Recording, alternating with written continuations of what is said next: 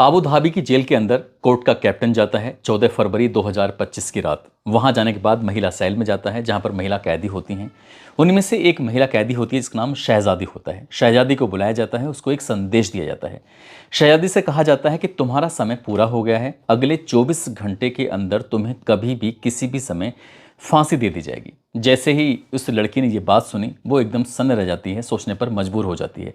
तभी ये कोर्ट का कैप्टन होता है, उस लड़की से कहता है कि तुम्हारी कोई आखिरी ख्वाहिश हो तो अपनी आखिरी ख्वाहिश बता सकते हो। जैसे उस लड़की ने ये बात सुनी उसने कहा कि मुझे मेरे अब्बू से बातचीत करनी है, क्या आप मेरी बातचीत करा सकते हैं। जैसे ही ये बातचीत करने की बात कही जाती है, ये ऑर्डर दिया जाता है और उस लड़की से को फ़ोन दे दिया जाता है। आखिरकार उस लड़की ने अपने अब्बू को जब फ़ोन लगाया तो सबसे पहले उसने अपने अम्मी अब्बू को सलाम किया और कहा कि मेरा समय ख़त्म हो गया है, अब हम आगे फ़ोन कर पाएंगे या नहीं ये पता नहीं। यह हो सकता है कि मेरी आखिरी कॉल हो। इंडिया में जो केस आप लोगों ने किया है वो केस वापस ले लेना, ठीक है। आप लोग अच्छे से रहना, किसी से दुश्मनी मोल मत लेना। जो एफआईआर की है ना वो उसको कैंसिल करवा लेना। वकील से कहना केस वापस ले लो, हमें कुछ नहीं चाहिए, बस चाहिए तो सुकून चाहिए। इतना कहने के बाद उस लड़की ने कहा कि रोना मत, और फ़ोन कट जाता है।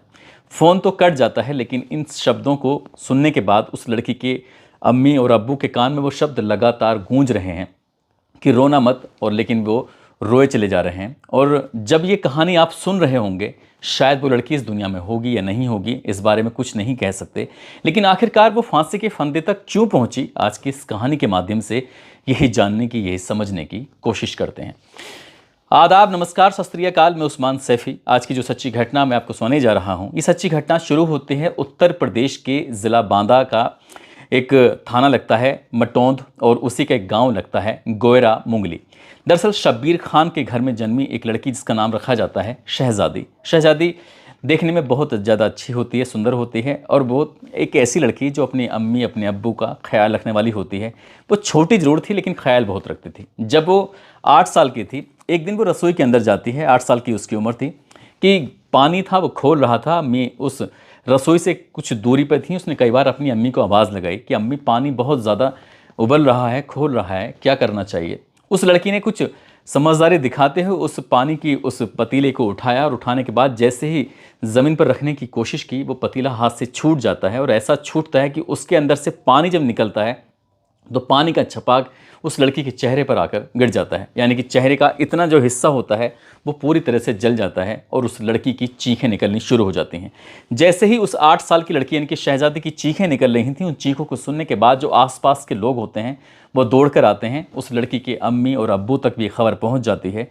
वो आते हैं, और आने के बाद क्योंकि ये परिवार बेहद गरीब परिवार है, ज़्यादा स्थिति अच्छी है नहीं, उस लड़की को यहाँ से तुरंत ही डॉक्टर के पास लेके जाते हैं। क्योंकि पैसे इतने ज़्यादा अच्छे थे नहीं, इसलिए उस लड़की का इलाज बहुत अच्छे ढंग से करा नहीं पाए। जो चेहरे पर पानी गरम गरम खोलता हुआ गिरा था वो दाग हमेशा हमेशा के लिए उसके चेहरे पर बन जाता है।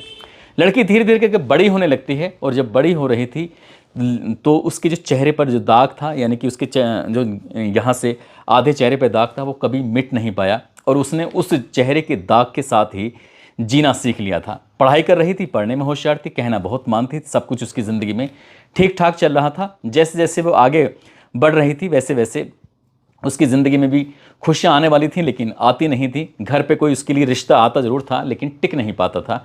लड़की का चेहरा देखते थे और लड़की के चेहरे को देखकर मना कर दिया करते थे। लेकिन उस लड़की ने जीना सीख लिया, और उसके बाद उसने एक आसपास में ही एक समाज सेवी संस्था होती है जिसका नाम था रोटी बैंक। रोटी बैंक से जुड़ जाती है और लोगों की समाज सेवा करना शुरू कर देती है। बात है साल 2020 की।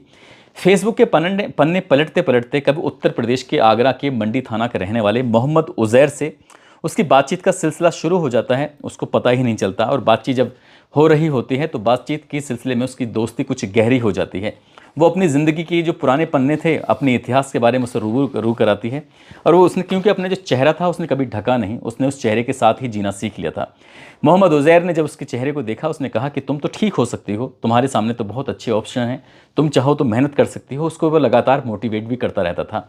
एक दिन उसी के फूफी और फूफा जो कि यूनाइटेड अरब अमीरात के आबू धाबी शहर में रहते थे, जिनके नाम होता है फैज़ और नादिया बताए जाते हैं कि वो अबू धाबी में प्रोफेसर होते हैं। उनको ज़रूरत थी एक हाउसमेट की, इनकी एक ऐसी लड़की की ज़रूरत थी जो उनके घर पर रह के उनके सारा काम कर सके और जो उनके जैसे वो काम पर निकल जाएं तो बाकी उनके घर की पूरी जिम्मेदारी उठा सके।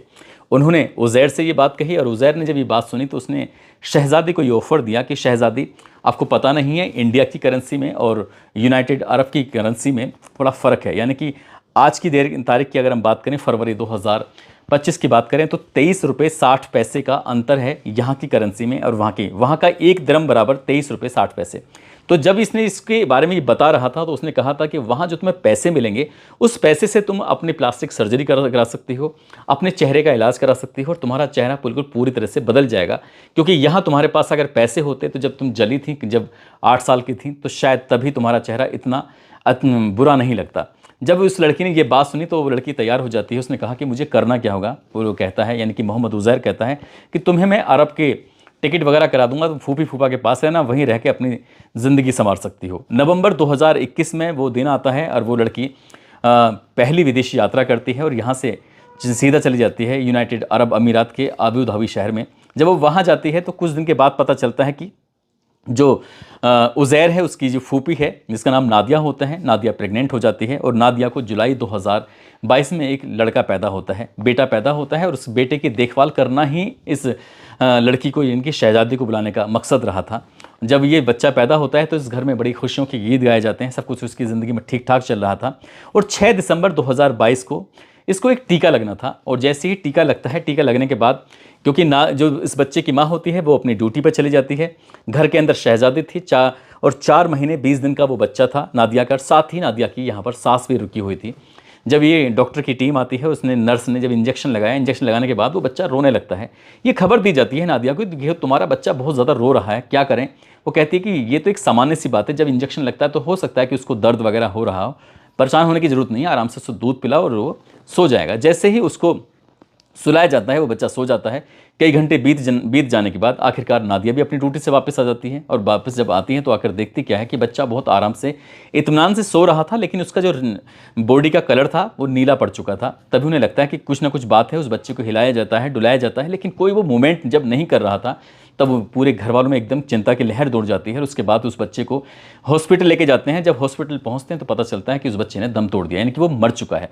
बच्चा मर जाता है। अब ये बात उसके या नादिया के पति फैज़ को पता चल जाती है। फैज़ भी जब हॉस्पिटल पहुंच जाता है तो उसने हॉस्पिटल वालों पर आरोप लगाया, वहाँ के जो स्टाफ था उनसे कहा कि तुमने हमारे बच्चे के साथ कुछ ना कुछ ऐसा गलत किया है जिसकी वजह से इसकी मौत हुई है।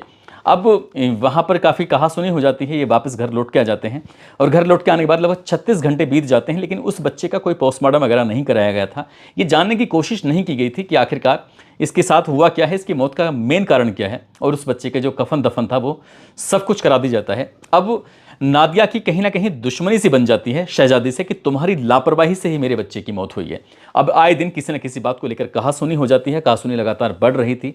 इस बात को लगभग 57 दिन का समय बीत जाता है और जब 57 दिन का समय बीत जाता है तो तब नादिया का गुस्सा और भी ज़्यादा चरम सीमा पर पड़ जाता है। और हद तो तब हो जाती है जब उस लड़की की यानी कि शहजादी के साथ मारपीट की जाती है। मारपीट करने के बाद उसको ये करने के लिए मजबूर कर दिया जाता है कि तुमने इस बच्चे की, तुम्हारी वजह से, तुम्हारी लापरवाही की वजह से इस बालक की मौत हुई है। और इस बात के लिए ये भी जब मीडिया रिपोर्ट में पढ़ा गया तो पता चलता है कि उस लड़की को ना केवल मारा पीटा गया था बल्कि उसको बिल्कुल न्यूड कर दिया गया था। उसके तन पर कोई कपड़े नहीं होते थे और जब उसे रोज पीटा जाता था तब जाकर लड़की वो तैयार हो जाती है और उसके एक वीडियो बन जाता है और वीडियो में वो स्वीकार कर लेती है कि हाँ ये सब मैंने ही किया है।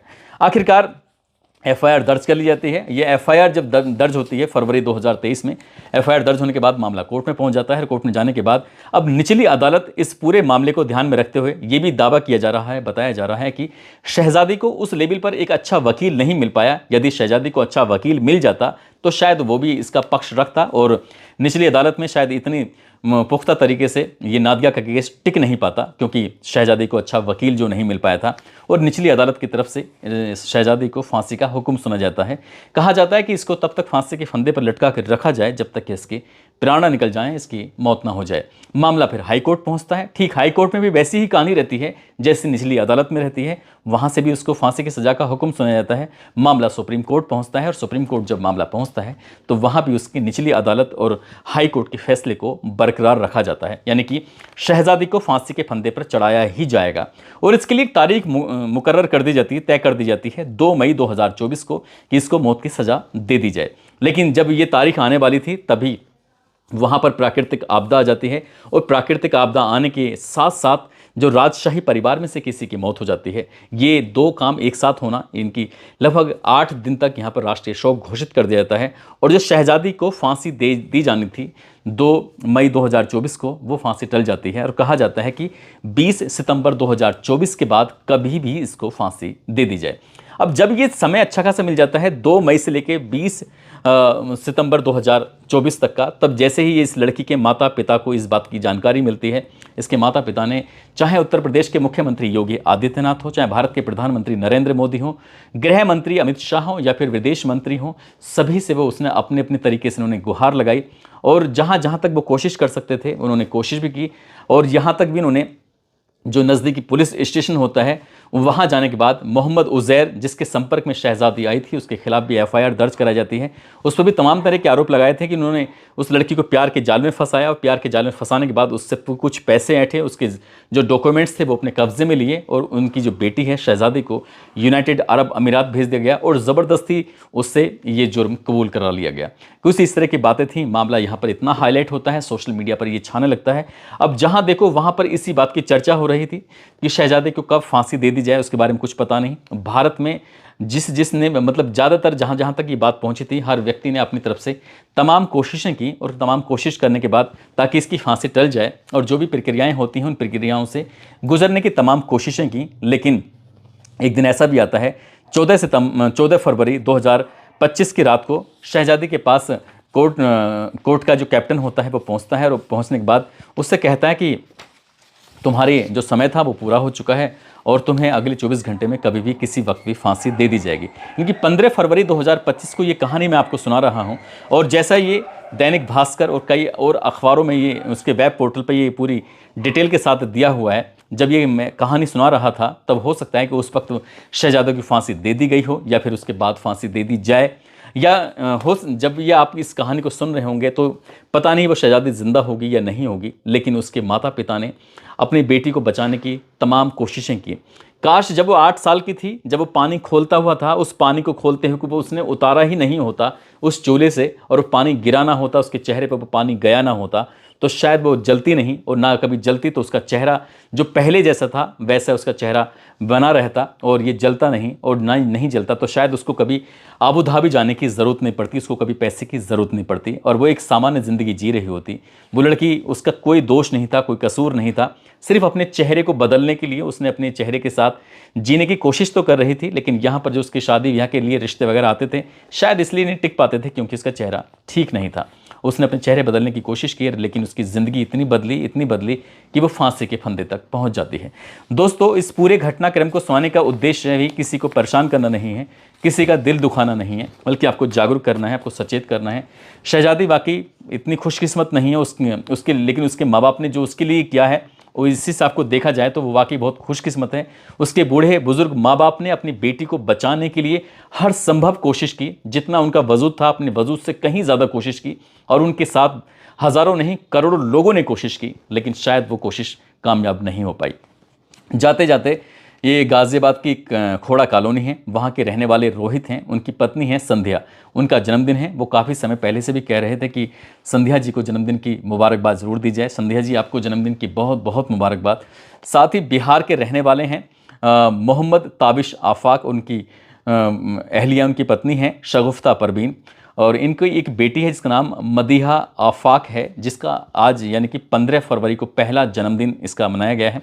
इनको भी यानी कि मदीहा आफाक को भी जन्मदिन की बहुत बहुत शुभकामनाएं, बहुत बहुत मुबारकबाद।